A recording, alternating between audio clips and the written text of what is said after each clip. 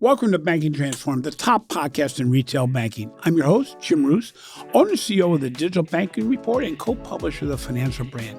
In today's episode, we're excited to have Devesh Khare, Chief Product Officer at MeridianLink, on the show.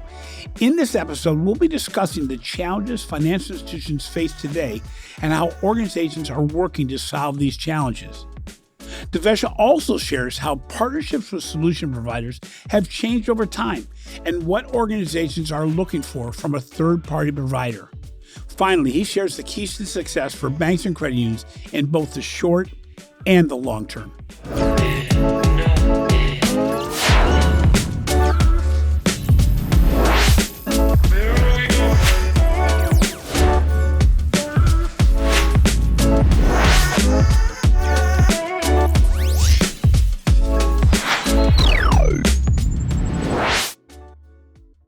The banking industry continues to change. More challenges, more opportunities, more ways to do business. What's interesting is a lot of things can keep bankers up at night. They aren't the same for every size organization. They're not the same for every type of organization. However, at the end of the day, what we're trying to do is making banking better for both financial institutions and the consumer. So, welcome to the show, Devesh. Before we start, can you share a little bit about your background and also provide a short introduction to MeridianLink? Yeah, absolutely. Nice to be on here and great to talk to you again, Jim. So about myself, I've been with MeridianLink for 4 years. I'm the Chief Product Officer here at MeridianLink. And prior to joining, I was at ADP as head of product for their payments business. And prior to that, I was at a health tech company for 4 years where we're trying to solve problems for doctors and their practices. I've been in product management my entire career, and I focus on how do we take industry problems, understand what the customer's needs are, and really try to solution and evolve and innovate. And here at MeridianLink, we're doing the same thing. So at MeridianLink, we focus on how do we help banks and credit unions really help serve the digital community, the evolution that our customers are going on, to really help consumers get into better financial products and go on their personal financial journey. And so MeridianLink, we provide automated account opening and lending solutions that we wrap into an end-to-end data-driven workflow to help credit unions and banks grow and thrive in the digital economy. So it's interesting. You just completed a huge industry client event called MeridianLink Live. I think there were 1,700 attendees. I was one of them, and it was your largest number ever. What is interesting is, while you're the product manager, you usually get bits and pieces as customers say, we need this, we need to do this. But you just jump into the well when you have a client event because people are all around you. You get to hear what's going on in the street. You get to sit through different sessions to hear what people are really resonating, how many people are in each room. What was the overarching theme that you felt happened this year? What were people talking about? What were they looking to do? What did you hear on the street? Yeah, no, I love MeridianLink Live. It's the one opportunity a year, right, where our team, our customers can get together and share in such a broad spectrum. As you said, over 1,700 attendees. If you take a step back, and this is really what I get to do in my role as Chief Product Officer, I get pulled into the weeds, but I also get the opportunity to step back and think about what did I hear, what I learned, what are people saying? And really, as we all know, digital transformation has been a buzzword for years. I mean, you've been doing this for a long time, Jim, dealing with banks and credit unions. And digital transformation has been going on for a very, very long time. What I'm starting to hear now is there's a common theme around the end customer, the consumer, or the member, depending on who you're talking with. But ultimately, how do we do better for them? How do we think of their personal financial journey, and how does our institution help them meet their financial needs and goals over the course of time?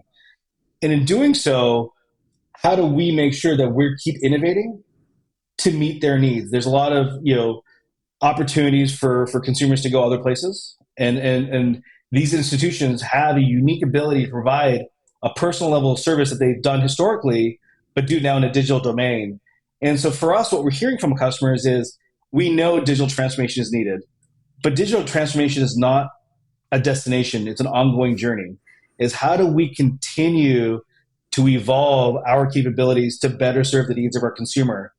How do we take that next step to provide a new product, a new capability, a new experience to make sure that we're meeting the needs of our customer base? And so that's what we're hearing more and more now is this realization that digital transformation is never done. It's an ongoing journey. And how do we keep progressing our roadmap, our blueprint to serve our customers better? It's interesting. I was walking the floor quite a bit. I actually interviewed 8 different people, 8 different organizations on the floor, and went to an executive session the night before and got to see some of the highest level financial institution executives that you had at the event. And what I sensed also was there was a higher sense of urgency to say, I can't talk about it anymore. I got to get it done. Not that they thought they were just talking about it before, but there's an urgency about the fact that I can't afford to have the future get away from me. It's changing too quickly. Another thing that I sensed also was that they are looking for partners that can get them there quicker and at scale. In other words, they know they can't do it themselves.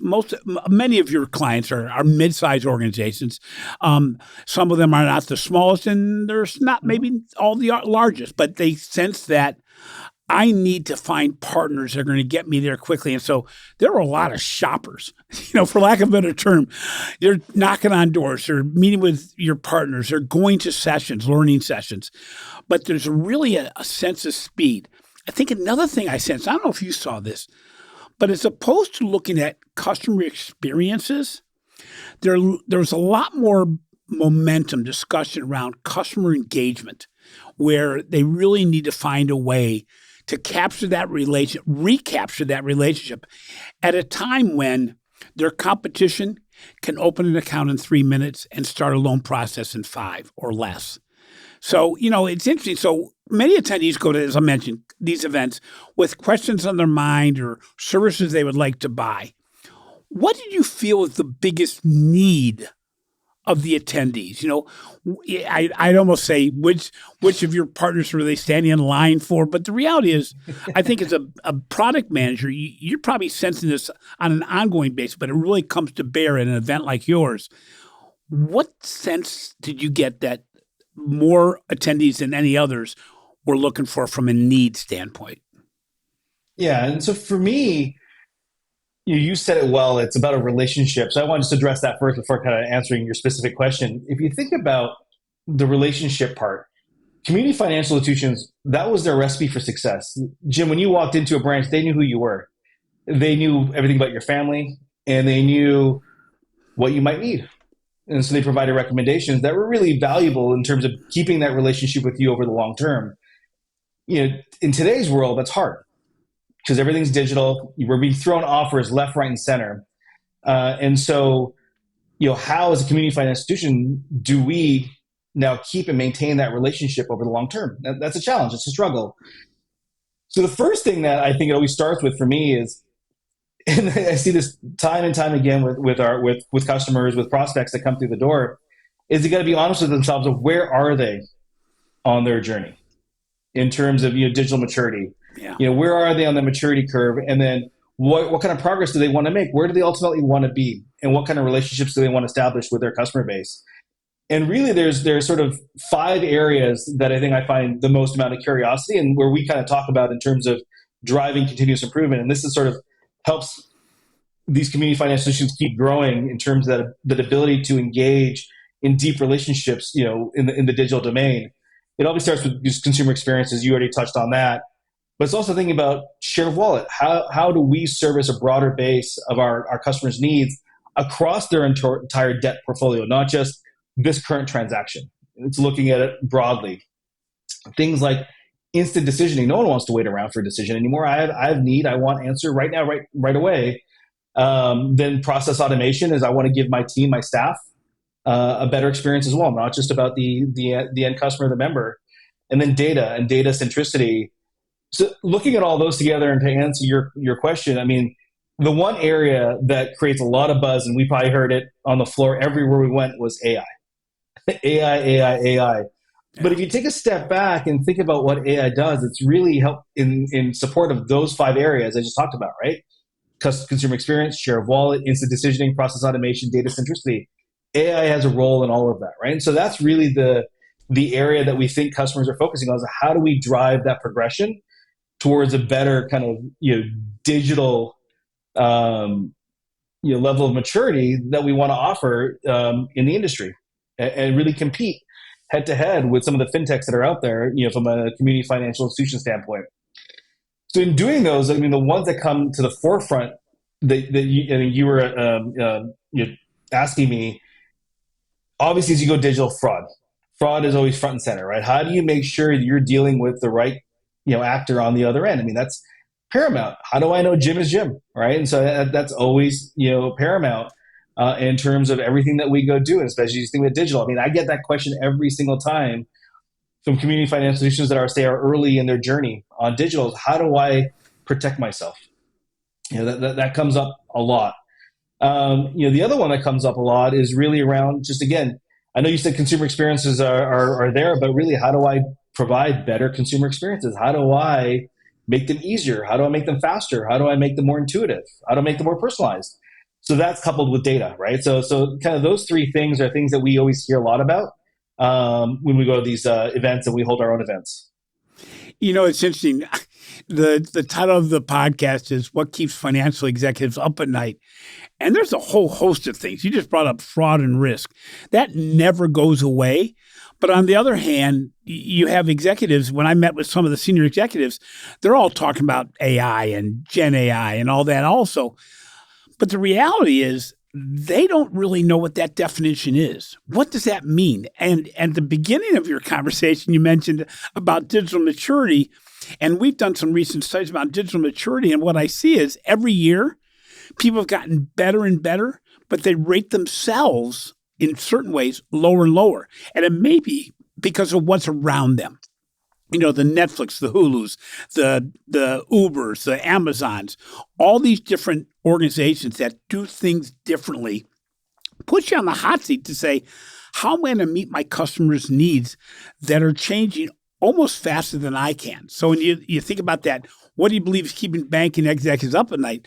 Boy, there's a whole host of things, not the least of which is security and compliance, and not the least of which is, geez, how do I keep my customers? And one thing I've done at some of these events is I'll ask a whole room full of people, bankers in all cases, how many of you have closed a primary financial relationship in the last 5 years? And virtually nobody raised their hand. I then say, how many of you have opened a new financial relationship without being your primary organization in the last 2 years? And everybody raised their hand. And this is one of these things that scare the living bejeebies out of the bankers, because I say, look around. This is the silent attrition that's happening in your organization that you don't even know is happening. You think you still have these relationships, but you, just like your customers, all of a sudden have 5, 6, 7 relationships at other organizations, thereby undermining the loyalty. So you have a lot of things going on right now. How does MeridianLink serve to help financial institutions address these challenges? There were a lot of partners at your event, and they're partners of MeridianLink that help solve the problems of the financial institutions at the event. When you look at the different ways you solve the problems, how do you and your partners work to get things off of people's to-do list? Yeah, and I love that question because for me, it sort of goes to what you started with is consumer expectations keep changing. I think I said last year at Reading Live that consumer expectations have changed, and this year I said they just keep changing. If you look back at 2019 and Amazon, you get two-day shipping, and it was amazing. I loved it. I'd order everything. Now I get same-day delivery. 2 hours. Yeah, exactly. 2 hour delivery, right? Yeah. It's crazy. Same thing with do Uber Eats or DoorDash is now when you order is you could before just get delivery from a restaurant. Now they can pick up 5 orders on the same way and drop it off at your house, and everyone can get their own food and own choices, right? It's crazy at how those expectations keep changing, and so that mindset of our customers, needs to be that they need to think about continuous innovation continuous investment in terms of that journey they're going on.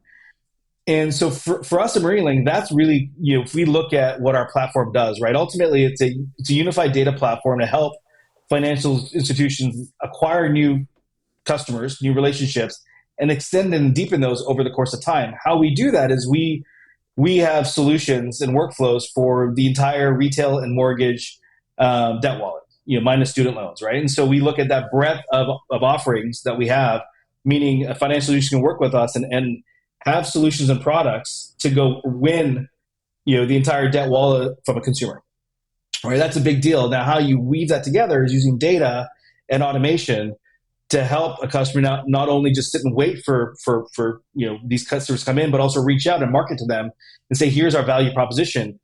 And if you think about that reach out, it's reach out for new customers, but it's also reach out to your existing membership, because you need to keep earning that next bit of business, that next relationship. How do you keep doing that over time? And the only way to do that is having connected solutions that look at that debt wallet in entirety and go, what next? What else should I be offering this customer? What does this customer have with me today? And how do I help them at that next step and deepen that relationship, with my institution? And so really that's what we offer, is that with MeridianLink One, is that connected and automated solution around the entire retail and mortgage debt wallet. But ultimately what we do with these FIs, like I said, if they're starting off at a really kind of nascent digital maturity, they don't know where to get started. The first thing I always tell every FI is, be honest. Where are you today? Just really be honest. And then because we have our connected workflows, and we have a very, very large partner marketplace that now takes those workflows and pulls in all of these different things that are needed to originate a loan, to open a new account, and streamlines it into end-to-end workflow in an automated fashion, is what steps can you take to keep moving yourself forward in the digital domain? And think about start, move forward, invest more, move forward, invest more, move forward. But the idea is that it can be iterative. It doesn't have to be one and done. I think that's the biggest fear that we see from customers. No more rip and replace course. Yeah. I mean, the reality is you can do this in a composable way. Yeah. Exactly. And that's the key, right? Is that if you think about the breadth of our platform with MeridianLink One, the breadth of our partner marketplace, we offer a lot of flexibility and progression over time that a customer can use. The key is where to start and how to kind of build that roadmap, build that blueprint that you can then execute against. And really, that's really, I think, what the power of MeridianLink is. It's the coupling of our platform, our solution set, with guidance on how to actually go on this step-by-step process. So speaking of that, how do organizations prioritize their deployment of solutions? I would imagine it's different for different organizations based on where they are along the digital maturity path. But when you go into a financial institution the first time, how do you help them set priorities? Because you can't do it all at once. I mean, it's mentally impossible in many cases. But how do you help organizations determine their priority? Yeah, it starts by, one, having an honest dialogue with them in terms of where are they today? And you said it too. Where are they today? And let's be real. What do you have in place today? What are you trying to accomplish? And understand that ultimate vision goal that they have. And then step back and go, okay, now what's the best next step, right? If, let's just say, for example, like they have no digital presence today in terms of capturing digital demand. Well, that's probably a good place to start, right? Because if your consumers are going digital, they want to interact with you digitally. That's probably a good place to start.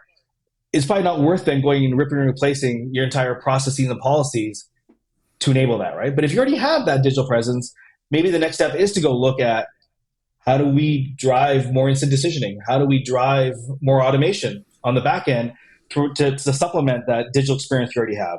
So it really is on a case-by-case basis, but ultimately that's how we have that conversation, is starting with, let's take a real assessment of where you are today.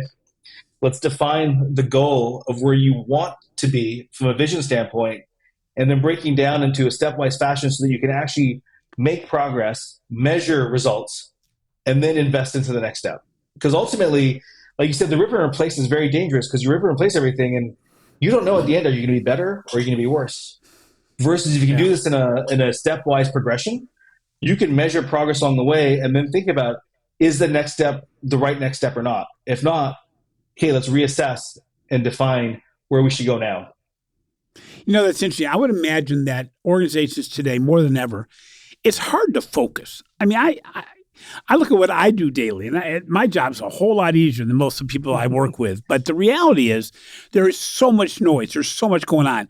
Do I get into blockchain? Do I get into composable solutions? Do I deal with cloud computing? Whatever it may be, to prioritize is really difficult with all that noise. And somebody brought this up a couple of weeks ago on a podcast talking about that, and you mentioned it. You got to know your North Star. You got to know what are you trying to solve for today to get you down that path to be able to do what you have to do tomorrow. And you can get really, really in the muck if you don't know what your North Star. If you don't, it's like setting a GPS system saying, I'm going north. And you go, well, okay. That doesn't give me much direction. If you tell me exactly where to go, I can help you get there. But I think the analogy is important because there is so much noise. There are so many solutions out there. You won't even be able to pick partners. You may just get enamored with somebody's partnership, but you say, guys, I'm not there yet. How am I going to solve for X if my overall Y is completely off base? One thing I've seen, and as I said, I've worked with MeridianLink for quite a few years in different ways, was that overall, over time, one thing that you really focus on as an organization is saying, how can I get what the customer wants achieved faster, easier, and with less friction than ever before? And you've gone through a lot of iterations what that means, both on the lending side as well as you do digital account opening. The financial institutions know this is a problem. And when we do surveys, we ask, do you have digital account opening? In fact, the survey we did with you guys, do you have digital account opening? Do you have digital loan acquisition? And they all go yes, 87% I think it was. The challenge is we then ask, do they have to use other channels to get there? And an uncomfortable percentage, less than it was 3 years ago, but an uncomfortable percentage say yes. Well, that's not digital. If I want to make my order on DoorDash and then have to pick up my food, there's a little problem here. We're not doing everything we're supposed to be doing. Why is it so hard for financial institutions to actually go the complete way to get to where you can go as an organization in your best situation? Yeah, and you summarized it actually extremely well. If you think about the challenge that community financial institutions face today, right? It's the how. It's how do I provide a true end-to-end, what you said, end-to-end digital experience. It's not just, oh, I got an application now, come into the branch and let's finish it off. Let's get, wet signatures on documents. It's how do I have a truly end-to-end digital experience? And if you think about the true measure, it should always be from the outside perspective, from the consumer's lens inwards, right? Not from the financial institution's needs outwards. And ultimately, consumers, the way I would measure it is how fast can I apply for something digitally and have funds in my account, right? That speed of at that time it takes. Now, it used to be measured in days, or maybe weeks in the past, days, and then now it's hours or minutes, right? To get that money, right? Things have moved a lot faster in our industry. And the complexity comes from that entire, I'll call it supply chain of everything that has to happen along the way. Think if you're applying for a car loan, an auto loan, you need to pull a vehicle valuation, right? You need to do your KYC, know who the customer is, right? Who the consumer is applying. You need to possibly get stipulations in place. You need to get your documents together, right? You need to get signatures on those. You submit all those to the core. I mean, those are simple examples of everything that has to happen to make it end-to-end. And the same thing happens on digital account opening. There's a lot of steps to orchestrate through that end-to-end chain. And ultimately, if you look at what a lot of financial institutions used to do in the past, they'd bounce from one website to another website to something else to do all of this. And that takes time. It takes manual effort. To drive to a truly end-to-end digital process, you have to have this workflow, this orchestration that's pulling all this stuff in and streamlining it, reducing the work on the FI, but ultimately meeting the needs of the consumer for that true digital experience that they desire and demand right today in the industry. And really, from a MeridianLink perspective, right, that's what we have with our MeridianLink One platform, right? Is we have that end-to-end workflow for the breadth of the retail, retail and mortgage lending as well as account opening. But we pull in all these partners. That's our partner marketplace. We pull in all these partners. We showcase a lot of our partners at MeridianLink Live this year. We had a whole session area for the people to walk through and understand and learn more. But we orchestrate all of that, right? And so that way, our customers can take our workflow, pull in what they need, and drive that end-to-end automation to ultimately meet that digital experience that's needed in the overall industry. Yeah. And what you said at the very beginning sort of resonates with me is what advice or guidance do we like to give to our customers or prospects when they come in? And to me, it's one, I said being honest in terms of where they are today, but two is actually find the right partner who they can go on a journey with. Because again, if you're going to do the stepwise investment function, you need to have someone that can go on that journey with you from beginning to, there's never an end, right? But to expertise. That is so key. We talk about that once in a while, that you don't need somebody that's going to hang on to the ball. I'm going to use a football analogy, which I tend to do quite often, but you don't want somebody that's going to hang on the ball the same time you're hanging on to it. The bank needs a partner that they're going to let go of the ball and give it to the partner and let them run down the field on your behalf. Because you think about the whole activity of either soccer or regular football. You can't do these things together. You're not going to be any faster. You're only going to be faster if you can pass it, if you can, laterally, if you can give it to somebody else who's better at it than you.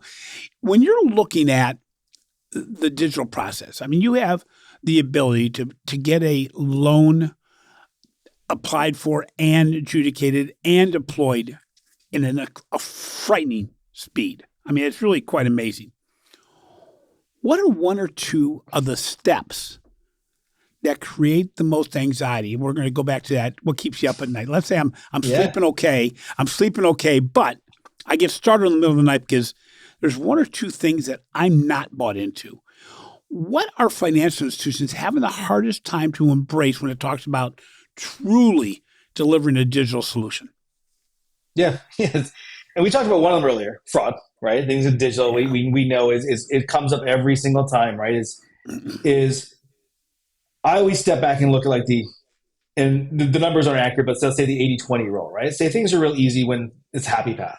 Everything works well. It's when they don't work well or there's unknowns is where it creates a lot of effort for both the financial institution and the consumer. And so that's where you can either deliver a great experience or maybe lose potential business in the future. And so for me, it always starts with when someone's applying is how do we know who they are, making that fraud verification process easy for the consumer, but thorough for the financial institution. And that's a balance, right? Because there's trade-offs in delivering both of those. And so that's one that I hear a lot from our customers in terms of just, what do we do and how do we reduce friction, but also make it comprehensive for us, right? So that's one area that keeps them up at night. The other one that surprisingly still comes up a lot is decisioning. If you look at historic, community finance institutions, they might have just decisioned off of, your credit score, 720 and above, fantastic, you're one of our customers, but that doesn't apply in today's economy. If you look at Gen Zs, you look at millennials, I think they're averaging in the 600s in terms of their average credit scores. And, a traditional decisioning would be like, no, sorry, you're not for us, but you are for us. And so how do you look at new data points? How do you think about creating different decisioning criteria, which forces these community financials to take an introspective look at themselves and like, are our policies up to date? Are our procedures up to date?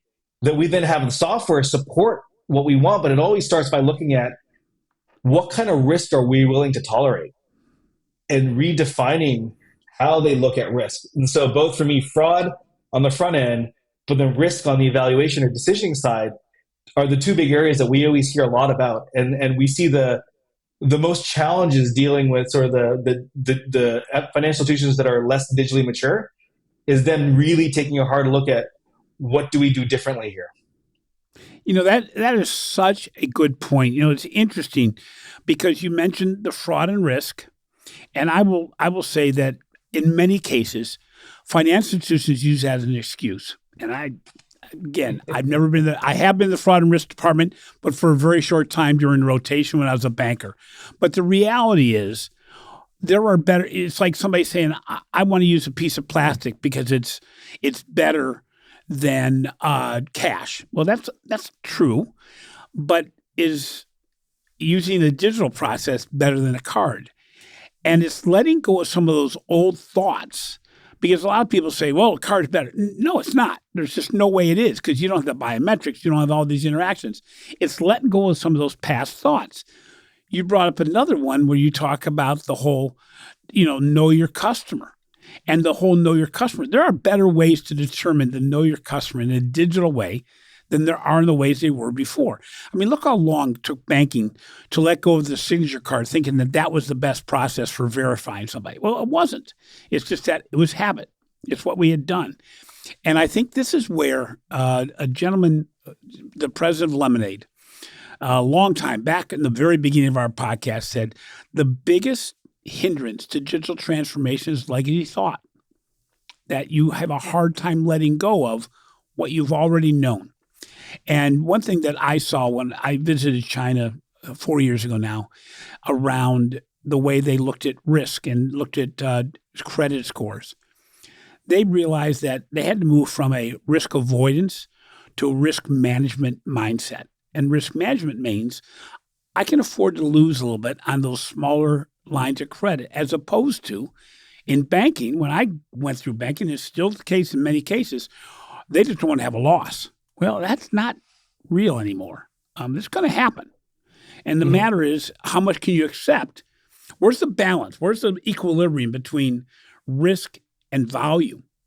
You can kill yourself. I mean, we see what happens with new account openings, where because of the know your customer components, you end up not accepting a lot of new accounts that would have been easily opened online if you let it happen all in one channel.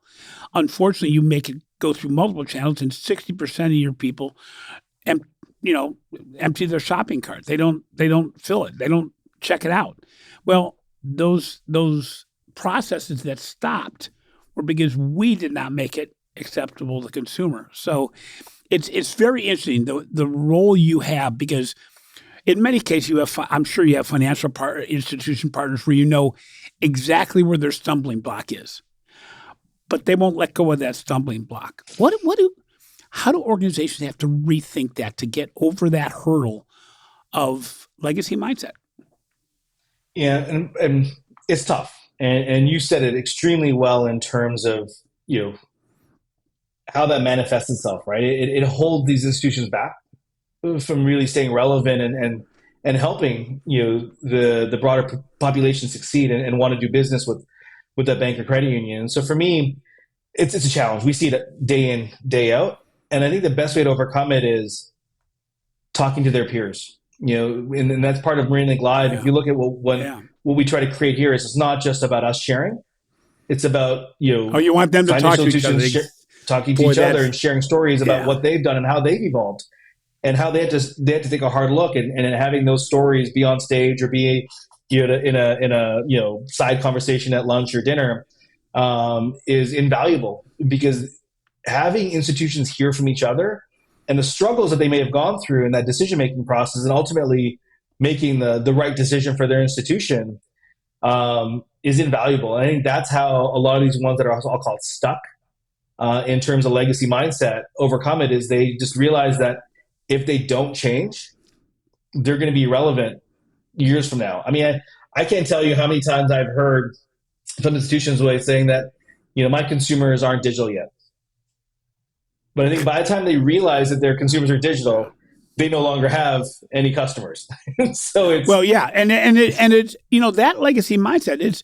It's built into our system, saying older people don't use digital. Well, I can tell you they do. And you know what? They're learning around them all the time. I mean, FaceTime.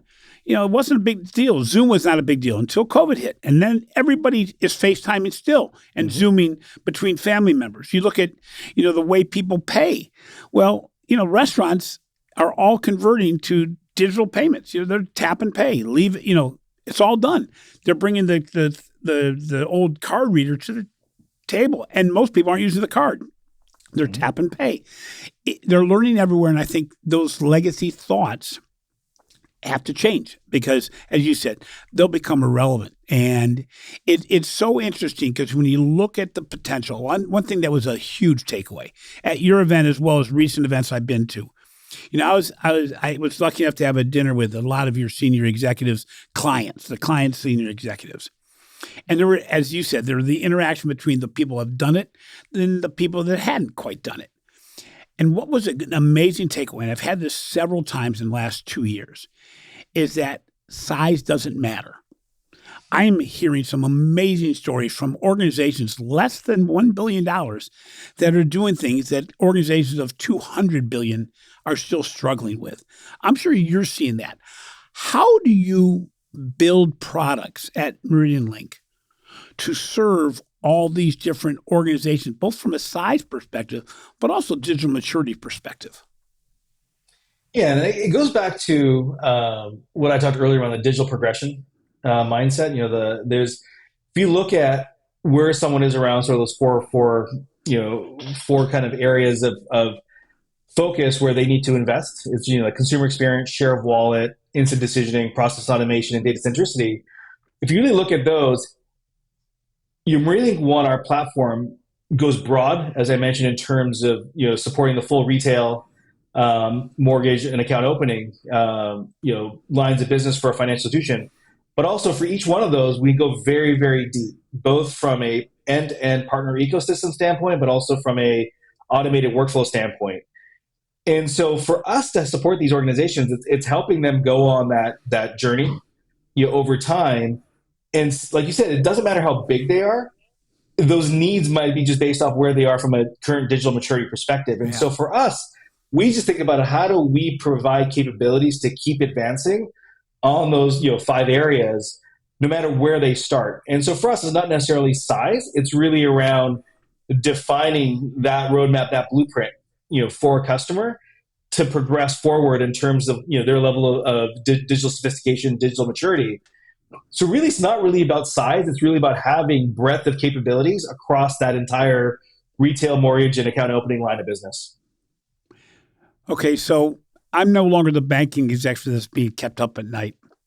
I'm either you or your boss saying, okay, from a product perspective, what are we working on to make sure that we stay on top and ahead of the financial institutions that are using us as a provider? What's on your roadmap for what you're trying to fix out there that's going to keep you and MeridianLink ahead of the curve?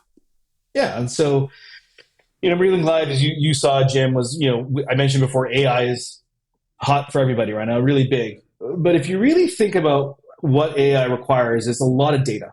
It's knowing and understanding what's going on in an institution, what's going on with their customers, and how to harness that data. And that's what AI is really, really good at doing.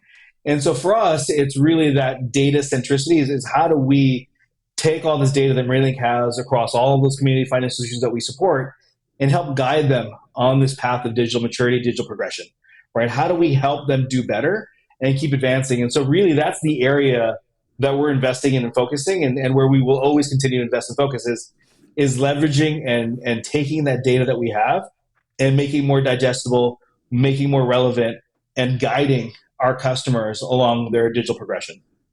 Well, it's nice too because I saw it on the floor. Your partners are thinking the same way. They're thinking, how can I serve MeridianLink better and the financial institutions better to make it so it all comes together? How do I make it so that the financial institution executives can sleep at night, even though there's a lot of noise out there? There's enough going on a daily environmental basis outside of banking to keep us up at night. I don't want banking to be the stumbling block. So, Devesh, it's interesting because we have a lot of things going on in the marketplace right now. We have a lot of things going on in our world right now. And to try to make it so that financial institutions executives can sleep better at night, to know they're keeping ahead of the curve or at least keeping up with what's going on in the marketplace is so important. And as we said at the beginning, finding those partners that are going to make it their mission to keep you up to date is more important than ever because I can't do it. I'm not smart enough to do it. I'm not a financial institution executive, but if I was, I'd have to find a whole lot of people smarter than me, especially when you're talking about AI and generative AI. And it's really good to speak and have podcasts with these solution providers that are really, their mission is to make it easier for financial institutions to do their business and to make banking better. Thank you so much for being on the show today. I really appreciate the discussion. It was great to see you a couple weeks ago at MeridianLink Live, and looking forward to next year already. Yeah, absolutely. Thank you again for having me on the show. Always enjoy our conversations, and I look forward to doing more of these as time goes on. This has been a production of Evergreen Podcasts. A special thank you to our senior producer, Leah Hassage, and our audio and video engineer, Will Pritz. I'm your host, Jim Marous. Until next time, remember, transformation is an ongoing journey, but you must embrace change, take risks, and be willing to disrupt yourself and your organization for all to work together.